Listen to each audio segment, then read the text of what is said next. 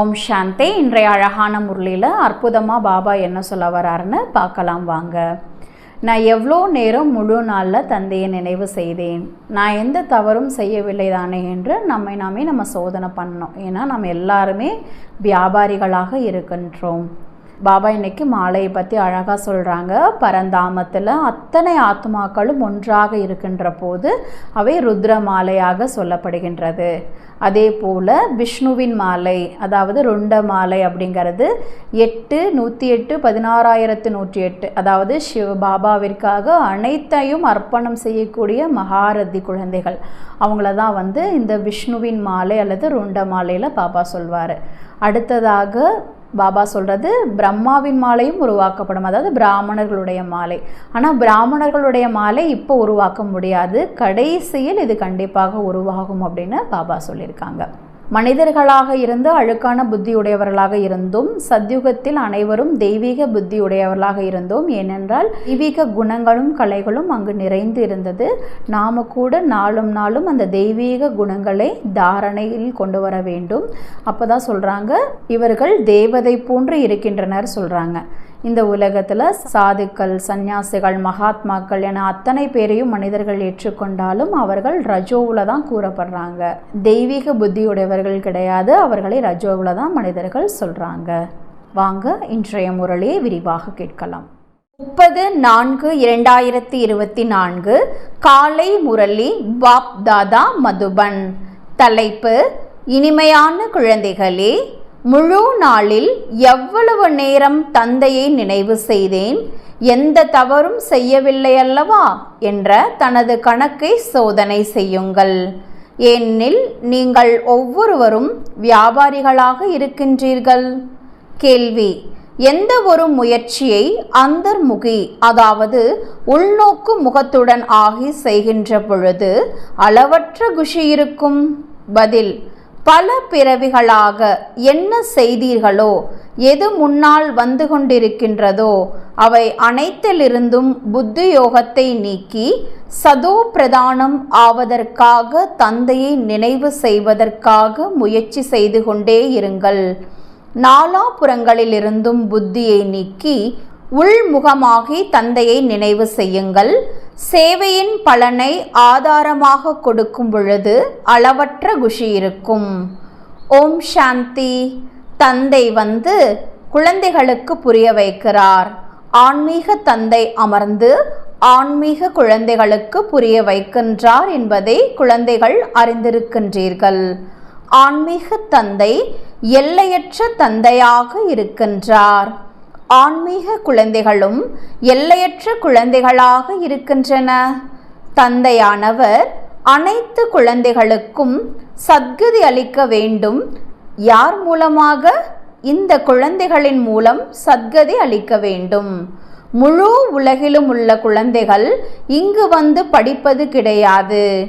பெயரே ஈஸ்வரிய விஸ்வ வித்யாலயம் என்று இருக்கின்றது. முக்தி என்பது அனைவருக்கும் ஏற்படவே செய்கின்றது.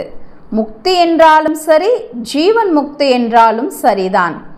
முக்திக்கு சென்று அனைவரும் பிறகு ஜீவன் முக்திக்கு வந்தே ஆக வேண்டும். ஆக அனைவரும் முக்தி தாமத்தின் வழியாக ஜீவன் முக்திக்கு வருகின்றன என்று கூறலாம். ஒருவருக்கு பின்னால் ஒருவராக நடிப்பதற்கு வந்தே ஆக வேண்டும். அதுவரைக்கும் முக்தியில் இருக்க வேண்டியிருக்கும். குழந்தைகள், இப்போது படைப்பவர் மற்றும் படைப்பை அறிந்து கொண்டீர்கள். இந்த அனைத்து படைப்புகளும் அழிவற்றதாகும். படைக்கக்கூடியவர் ஒரே ஒரு தந்தையாவார். இங்கு இருக்கக்கூடிய அனைத்து ஆத்மாக்களும் எல்லையற்ற தந்தையின் குழந்தைகள் ஆவார். குழந்தைகளுக்கு தெரிய வருகின்ற போதுதான் அவர்கள் யோகா கற்றுக்கொள்கின்றன. இது பாரதத்திற்கான யோகா ஆகும். தந்தை வருவது பாரதத்தில்தான். பாரதவாசிகளுக்குத்தான் நினைவு யாத்திரையை கற்றுக் கொடுத்து பாவனமாக ஆக்குகின்றார்.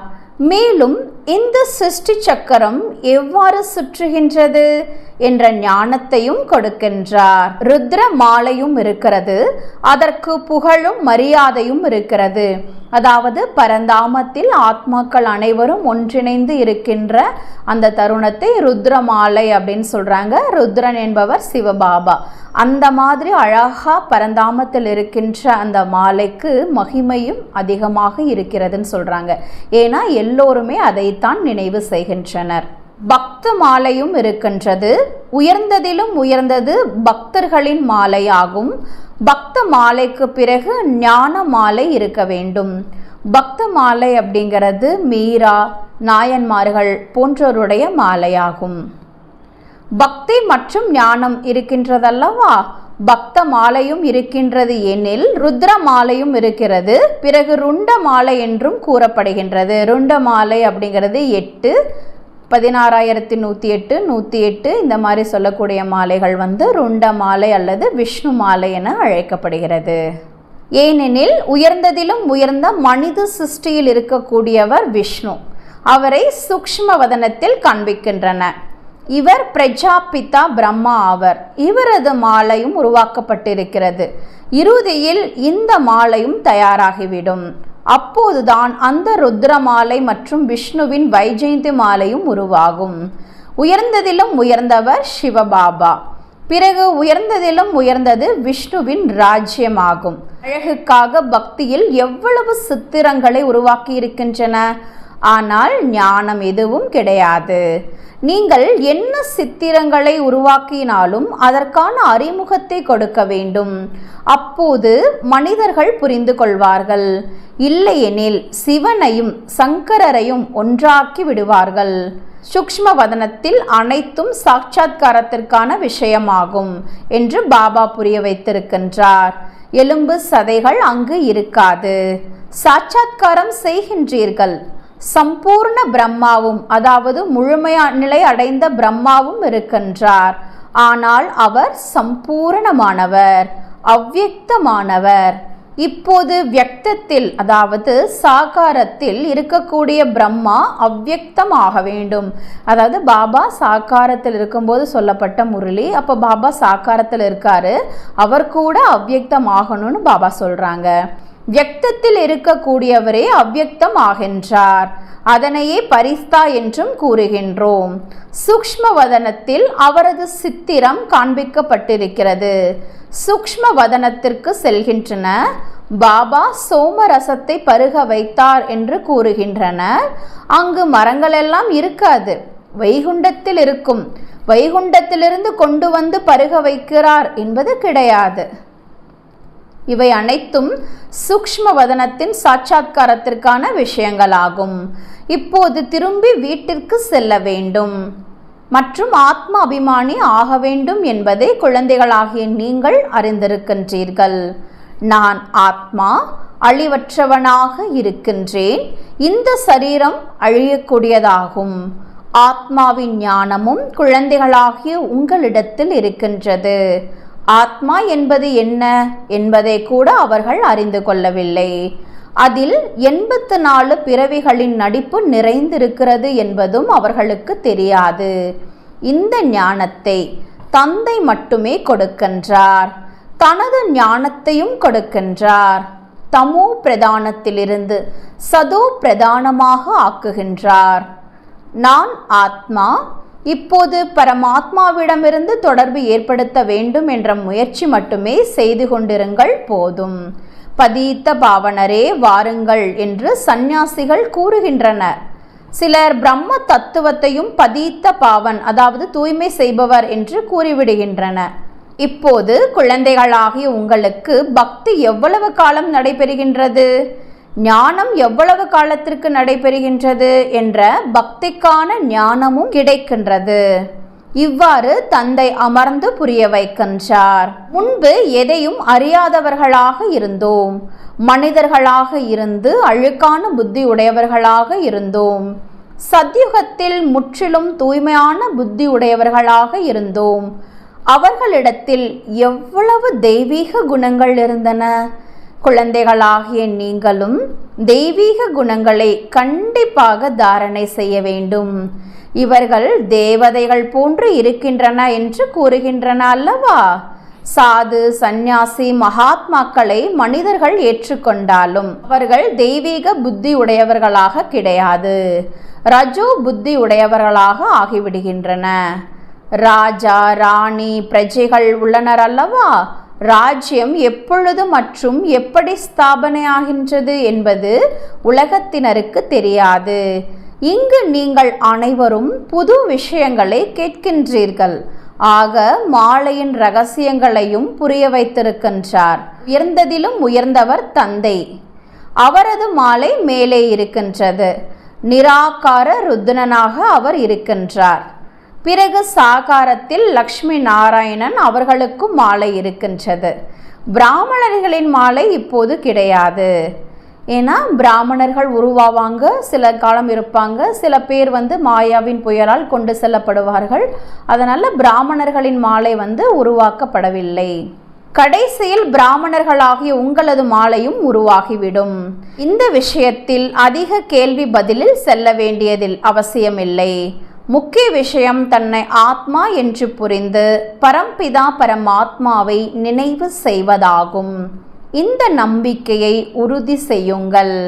பதீத்தமானவர்களை பாவனமாக ஆக்குவதுதான் முக்கிய விஷயமாகும்.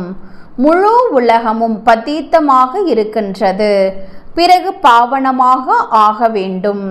மூலவதனத்திலும் அனைவரும் பாவனமாக இருக்கின்றன எனில் சுகதாமத்திலும் அனைவரும் பாவனமாக இருக்கின்றன. நீங்கள் பாவனமாகி பாவன உலகத்திற்கு செல்கின்றீர்கள். இப்போது பாவன உலகம் ஸ்தாபனை ஆகிக் கொண்டிருக்கிறது. இவை அனைத்தும் நாடகத்தில் பதிவாகி இருக்கின்றது. எந்த தவறும் செய்யவில்லை தானே என்று முழு நாளில் கணக்கை பாருங்கள் என்று தந்தை கூறுகின்றார். வியாபாரிகள் கணக்கு பார்க்கின்றனர். இங்கும் வருமானம் இருக்கின்றது. நீங்கள் ஒவ்வொருவரும் வியாபாரிகளாக இருக்கின்றீர்கள். பாபாவிடத்தில் வியாபாரம் செய்கின்றீர்கள். என்னிடத்தில் எத்தனை தெய்வீக குணங்கள் இருக்கின்றன, எந்த அளவிற்கு தந்தையை நினைவு செய்கின்றேன், எந்த அளவிற்கு நான் அசரீரி ஆகிக் கொண்டிருக்கின்றேன் என்று சோதனை செய்யுங்கள். நான் அசரீரியாக வந்தேன், பிறகு அசரீரியாகி செல்ல வேண்டும். இதுவரைக்கும் அனைவரும் வந்து கொண்டே இருக்கின்றன.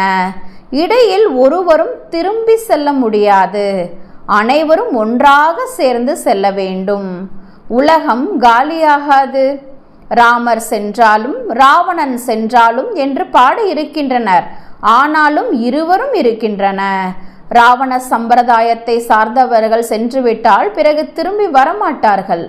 மற்றவர் அனைவரும் மீதி இருக்கின்றன. இதனையும் நாளடைவில் அனைவரும் காட்சியாக பார்ப்பார்கள். புது உலகம் எவ்வாறு ஸ்தாபனை ஆகிக் கொண்டிருக்கிறது, கடைசியில் என்ன நடக்கும் என்பதையும் அறிந்து கொள்ள வேண்டும். பிறகு நமது தர்மம் மட்டுமே இருந்துவிடும். சத்யுகத்தில் நீங்கள் ராஜ்யம் செய்வீர்கள். கலியுகம் அழிந்துவிடும். பிறகு சத்யுகம் வர வேண்டும். இப்போது ராவண சம்பிரதாயம் மற்றும் ராம சம்பிரதாயம் இரண்டும் இருக்கின்றது. சங்கம யுகத்தில் தான் இவை அனைத்தும் ஏற்படுகின்றன. இப்போது நீங்கள் இவை அனைத்தையும் அறிந்து கொண்டிருக்கிறீர்கள். மற்ற என்னென்ன ரகசியங்கள் சொல்லப்படாமல் இருக்கின்றவோ அவை அனைத்தையும் சிறிது சிறிதாக நாளடைவில் கூறுவேன். நாடகத்தில் எது பதிவாக இருக்கின்றதோ அது வெளிப்பட்டு கொண்டே இருக்கும். நீங்கள் புரிந்து கொள்வீர்கள். முன்கூட்டியே எதுவும் கூற மாட்டேன். இது சிவபாபா சொல்றாரு. இதுவும் நாடகத்தின் திட்டமாகும். ரகசியங்கள் வெளிப்படும். பாபா கூறிக்கொண்டே இருப்பார். உங்களது புத்தியில் இவை அனைத்து விஷயங்களின் அறிவு வளர்ந்து கொண்டே செல்கின்றது. நாடகத்தில் எப்படியெல்லாம் இருக்கின்றனவோ அவ்வாறு பாபாவின் முரளியும் நடந்து கொண்டே இருக்கும். நாடகத்தில் அநேக ரகசியங்கள் நிறைந்திருக்கின்றன. ரெக்கார்டில் இருக்கும் முள்ளை எடுத்து நடுவில் வைத்து விட்டால் அது ரிப்பீட் ஆகும் என்பதெல்லாம் கிடையாது. பதிவாக இருப்பதே மீண்டும் நடைபெறும். புது விஷயம் கிடையாது. தந்தையின் இடத்தில் என்ன புது விஷயங்கள் இருக்கின்றனவோ அது மீண்டும் வெளிப்படும். நீங்கள் கேட்பீர்கள் மற்றும் சொல்லிக்கொண்டே இருப்பீர்கள். மற்ற அனைத்தும் இரகசியமாகும். இந்த ராஜ்யம் ஸ்தாபனை ஆகிக் கொண்டிருக்கிறது. முழு மாலையும் உருவாகி கொண்டிருக்கிறது. தனித்தனியாக சென்று நீங்கள் ராஜ்யத்தில் பிறப்பீர்கள். ராஜா, ராணி, பிரஜைகள் அனைவரும் தேவை. இவற்றையெல்லாம் புத்திக்கு வேலை கொடுக்க வேண்டும். நடைமுறையில் என்ன நடக்க வேண்டுமோ அதை பார்ப்பீர்கள். இங்கிருந்து செல்லக்கூடியவர்கள் நல்ல செல்வந்த வீட்டில் பிறவி எடுப்பார்கள். இப்போது கூட உங்களுக்கு அங்கு அதிகமான கவனிப்பு செய்யப்படுகிறது. இந்த நேரத்திலும் அனைவரிடத்தில் இரத்தின கிரீடங்கள் இருக்கின்றன. ஆனால் அவர்களிடத்தில் அந்த அளவிற்கு சக்தி கிடையாது. சக்தி உங்களிடம் இருக்கிறது. நீங்கள் எங்கு சென்றாலும் அங்கு வெளிப்படுத்துவீர்கள். நீங்கள் உயர்வானவராக ஆகியிருக்கின்றீர்கள் எனில் நீங்கள் அங்கு சென்று தெய்வீகமான சரித்திரத்தை, அதாவது ஒழுக்கத்தை காண்பிப்பீர்கள். அசுர குழந்தைகள் பிறந்த உடனேயே அழுது கொண்டிருக்கும், அழுக்காகவும் இருக்கும். நீங்கள் மிகவும் நியமப்படி வளர்வீர்கள். அழுக்கு போன்ற விஷயங்கள் இருக்காது. இந்த இடத்துல பாபா சத்யுகத்தில் பிறக்கக்கூடிய குழந்தைகளையும் கலியுகத்தில் பிறக்கக்கூடிய குழந்தைகளையும் கம்பேர் பண்ணி சொல்றாரு. இன்றைய நாட்களில் குழந்தைகள் மிகவும் அழுக்காக இருக்கின்றன. சத்யுகத்தில் இப்படிப்பட்ட விஷயங்கள் இருக்க முடியாது. சொர்க்கம் அல்லவா? அகர்பத்தியை ஏற்றுங்கள், துர்நாற்றம் எடுக்கிறது என்று கூறும் அளவிற்கு துர்நாற்றம் இருக்காது. தோட்டங்களில் மிகவும் நறுமணமுள்ள மலர்கள் இருக்கும். இங்கிருக்கக்கூடிய மலர்களில் அந்த அளவிற்கு நறுமணம் இருப்பது கிடையாது. அங்கு ஒவ்வொரு பொருளும் 100% நறுமணம் உடையதாக இருக்கும். இங்கு 1% கூட கிடையாது. அங்கு மலர்களும் கூட மிகவும் அழகானதாக இருக்கும். இங்கு எவ்வளவுதான் செல்வந்தர்களாக இருந்தாலும் அந்த அளவிற்கு இருக்காது. அங்கு ஒவ்வொரு பொருளும் மிகவும் நன்றாக இருக்கும். பாத்திரங்கள் போன்றவைகளும் தங்கமாக இருக்கும். இங்கு கற்கள் இருப்பது போன்று அங்கு தங்கமாகவே இருக்கும். மணலும் தங்கமாகவே இருக்கும். எவ்வளவு தங்கம் நிறைந்திருக்கும் என்று சற்று சிந்தித்து பாருங்கள். அதன் மூலமாக கட்டிடங்களை கட்டுவர். அங்கு குளிரும் இருக்காது, வெயிலும் இருக்காது. அப்படிப்பட்ட சீதோஷ்ண நிலை இருக்கும், அதாவது சமமான நிலை இருக்கும். அங்கு காற்றாடி போடும் அளவிற்கு வெயில் இருக்காது. அதன் பெயரே ஸ்வர்க்கம். அங்கு அளவற்ற சுகம் இருக்கும். உங்களை போன்று பத்மா பதம்பதி, அதாவது கோடான கோடி பாக்கியசாலிகள் யாரும் ஆவது கிடையாது. லக்ஷ்மி நாராயணனுக்கு எவ்வளவு மகிமை பாடுகின்றன. அவர்களது சித்திரங்களை உருவாக்கி மகிமைகள் செய்கின்றன. முதலில் கலப்படம் இல்லாத பக்தி இருக்கின்றது. பிறகு தேவதைகளின் பக்தி ஆரம்பமாகிவிடுகின்றது. அதனையும் பூத பூஜை என்று கூறுவோம். அந்த சரீரம் கிடையாது. 5 தத்துவங்களுக்கும் பூஜை ஏற்படுகிறது. சிவபாபாவை இவ்வாறு கூறுவது கிடையாது. பூஜை செய்வதற்காக ஏதாவது ஒரு பொருள் அல்லது தங்கம் போன்றவைகளினால் உருவாக்குகின்றன. ஆத்மாவை தங்கம் என்று கூறுவது கிடையாது. ஆத்மா எந்த பொருளினால் உருவாக்கப்பட்டது? சிவனின் சித்திரம் எந்த பொருளினால் உருவாக்கப்பட்டது என்று கேட்டால் உடனேயே கூறிவிடுகின்றன. ஆனால் ஆத்மா, பரமாத்மா எந்த பொருளினால் உருவாக்கப்பட்டது என்று யாரும் கூற முடியாது.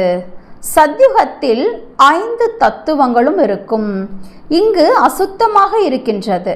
ஆக முயற்சி செய்யக்கூடிய குழந்தைகள் இப்படி எண்ணங்களை எண்ணிக்கொண்டே இருப்பர். இப்படிப்பட்ட அனைத்து விஷயங்களையும் விட்டுவிடுங்கள் என்று தந்தை கூறுகின்றார். எது நடக்க வேண்டுமோ அது நடக்கும். முதலில் தந்தையை நினைவு செய்யுங்கள். நாலாபுறங்களிலிருந்தும் புத்தியை நீக்கி ஏன் ஒருவனை மட்டும் நினைவு செய்தால் விகர்மங்கள் விநாசமாகும்.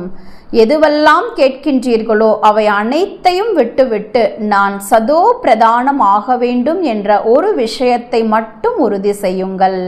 பிறகு சத்யுகத்தில் கல்பத்திற்கு என்ன நடக்குமோ அதுவே நடக்கும். அதில் மாற்றம் ஏற்பட முடியாது. மூல விஷயம் என்னவெனில் தந்தையை நினைவு செய்வதாகும். இதில்தான் முயற்சி இருக்கின்றது. இதனை நிறைவேற்றுங்கள். புயல்கள் அதிகமாக வருகின்றன. பல பிறவிகளாக எதுவெல்லாம் செய்தீர்களோ அவைகள் அனைத்தும் எதிரில் வருகின்றன. ஆக அனைத்து தரப்பிலிருந்தும் புத்தியை நீக்கி என்னை நினைவு செய்யக்கூடிய முயற்சி செய்யுங்கள். அந்தர்முகி ஆகுங்கள். குழந்தைகளாகிய உங்களுக்கு நினைவு வந்துவிட்டது. அதுவும் வரிசை கிரமமான முயற்சியின்படி சேவையின் மூலமாகவும் தெரிந்து கொண்டு விடுகின்றது. சேவை செய்பவர்களுக்கு சேவைக்கான குஷி இருக்கின்றது. யார் நன்றாக சேவை செய்கிறார்களோ அவர்களுக்கு சேவையின் பலனும் கிடைக்கின்றது. வழிகாட்டியாக ஆகி வருகின்றனர். யார் மகாரதி, குதிரை வீரர் யார், காலால் படையார் என்பது உடனேயே தெரிந்து விடுகிறது. அதாவது நல்ல புருஷார்த்தம் செய்து முன்னேறக்கூடிய மகாரதி யாரு, நல்ல ஊக்கம் உற்சாகத்தோடு வேக வேகமாக சென்று காட்சியை பார்த்த உடனே திரும்பி போகக்கூடிய குதிரைப்படைகள் யாரு, காலாட்படை அப்படின்னா சின்ன விஷயத்தை கூட பெருசாக பாவிச்சு அந்த பெரிய பூதாகரமாக்கி பிரச்சனையை கொண்டு வந்து அதை உடைக்க கஷ்டப்படக்கூடிய காலாட்படை யாரு அப்படிங்கிறது நன்றாகவே தெரிந்துவிடும் அப்படின்னு பாபா சொல்கிறாங்க. நல்லது. இனிமையிலும் இனிமையான தேடி கண்டெடுக்கப்பட்ட செல்ல குழந்தைகளுக்கு தாயும் தந்தையும் ஆகிய பாப்தாதாவின் அன்பு நினைவுகள் மற்றும் காலை வணக்கம். ஆன்மீக குழந்தைகளுக்கு ஆன்மீக தாய் தந்தையின் நமஸ்காரம். ஆன்மீக தாய் தந்தைக்கு ஆன்மீக குழந்தைகளினுடைய நமஸ்தே நமஸ்தே நமஸ்தே. தாரணைக்கான முக்கிய சாரம்: மற்ற அனைத்து விஷயங்களையும் விட்டுவிட்டு புத்தியை நாலாபுறங்களிலிருந்தும் விலக்கிவிட்டு சதோ பிரதானம் அதாவது உயர்ந்த நிலை ஆவதற்காக அசரீரியாகும் நிலை அதாவது உடலை மறக்கும் பயிற்சி செய்ய வேண்டும். தெய்வீக குணங்களை தாரணை செய்ய வேண்டும். 2. புத்தியில் நல்ல நல்ல எண்ணங்களை கொண்டு வர வேண்டும்.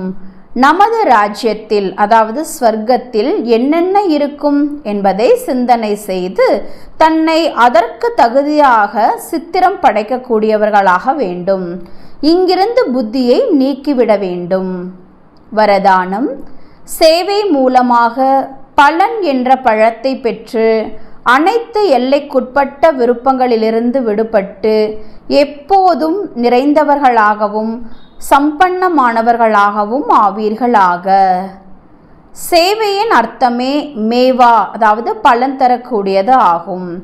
ஏதாவது ஒரு சேவை உங்களை அதிருப்தியாக ஆக்குகிறது என்றால் அந்த சேவை சேவையே கிடையாது. அப்பேற்பட்ட சேவையை விட்டு விடுங்கள். ஆனால் திருப்தியை விடாதீர்கள். எப்படி சரீரத்தில் திருப்தி உடையவர்களாக இருப்பவர்கள் எப்போதும் சந்தோஷமாக இருப்பார்கள், அதே போல மனதில் திருப்தி உடையவர்களும் சந்தோஷமாக இருப்பார்கள். சந்தோஷம் என்பது திருப்தியின் அடையாளமாகும். திருப்தியினுடைய ஆத்மா எந்த ஒரு எல்லைக்குட்பட்ட ஆசை, மரியாதை, மதிப்பு, வசதிகள், சாதனங்கள் போன்றவற்றின் எதிர்பார்ப்பை வைத்திருக்க மாட்டார்கள். அவர்கள் எல்லைக்குட்பட்ட அனைத்து விருப்பங்களிலிருந்தும் அப்பாற்பட்டு எப்பொழுதும் சம்பன்ன அதாவது நிறைந்தவர்களாகவும் சமானம் அதாவது சமமானவர்களாகவும் இருப்பார்கள். ஸ்லோகன்: உண்மையான உள்ளத்துடன் சுயநலமற்ற சேவையில் முன்னேறுவது என்றாலே புண்ணிய கணக்கு சேமிப்பு ஆவதாகும். ஓம் சாந்தி.